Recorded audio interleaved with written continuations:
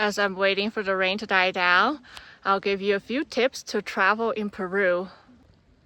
First, what do you need to pack? So Peru, it has high elevation and also there's rainforest. So in Cusco, the temperature difference between day and night is quite big.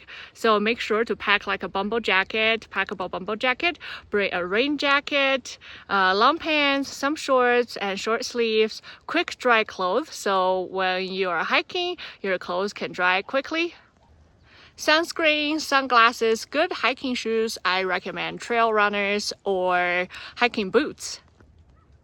Second, if you come to Peru to hike, make sure you train before you come. Go up a little bit higher elevation because the elevation here is quite high, over 3,000 meters. So you might get sick and tired.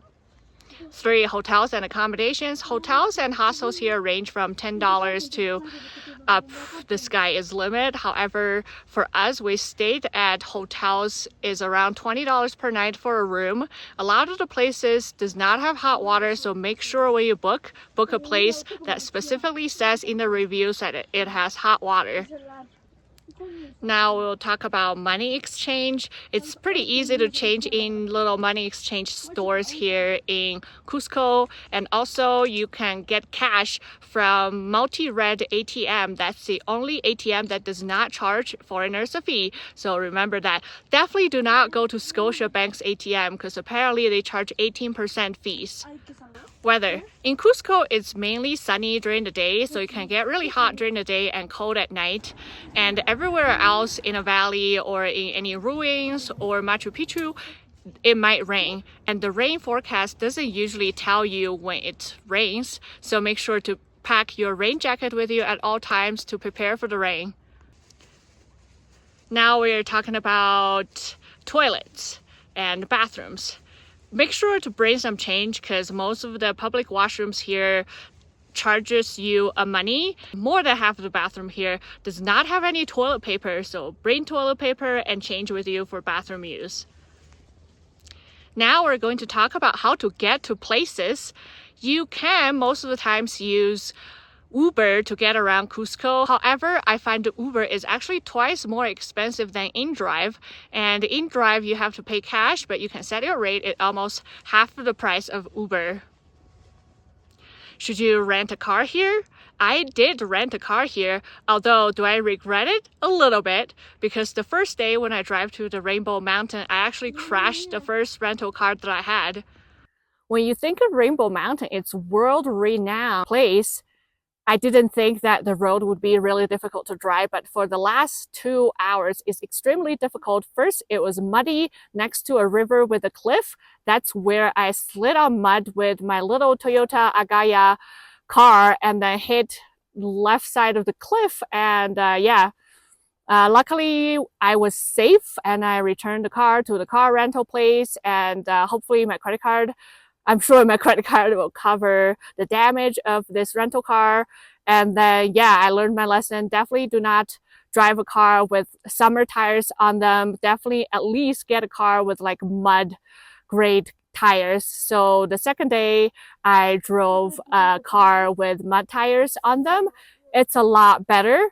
It was still freaking scary the last 2 hours, especially the last hour, because most of the tour buses going up to, or tour vans going up to Rainbow Mountain at around 3 a.m. We started our journey at around 8:39. So when we were going up, they were already coming down and the road was extremely narrow. It's dirt road, very, very narrow. So I was super scared that I was gonna fall off the cliff. And also the elevation is really, really high.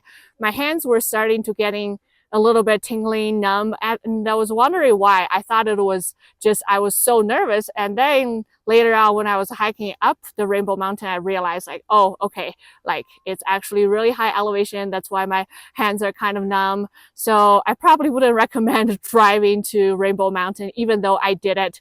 I don't think I would ever do it again. I am a pretty good driver. However, it's just with the high elevation on unknown territory and also the last an hour and a half, there's no cell services. So with unexperienced driver, you could get into trouble up there. what I recommend is probably hire a private taxi or a private driver. I'm sure you can find in Cusco, ask around or on InDrive, and then ask the driver to take you to Rainbow Mountain around like starting around 8. So when you arrive, there's nobody else on the Rainbow Mountain. Also, I was planning on driving to Humante Lake, but after the crash, I asked the rental car agency. First, they didn't tell me how bad the road was to Rainbow Mountain. And then afterwards, I asked her, and then she's like, don't drive to Humante Lake.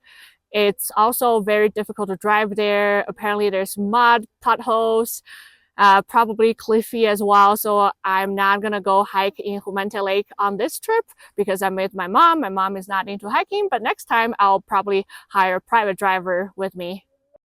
But driving between Cusco, Pisac, Chinchero, Ollantaytambo, those roads are okay. The only thing you need to worry about are like very nasty speed bumps. So if you're driving at night, make sure you open your eyes wide and look out for the speed bumps. And also locals drive like freaking crazy. They don't signal, they cut into you all the time. So drive with caution.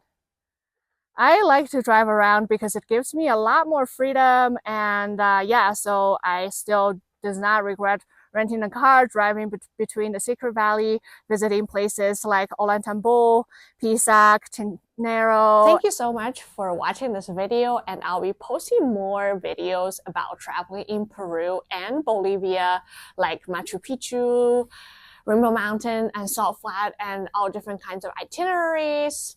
Please subscribe to my channel. I'll see you guys next time. Bye.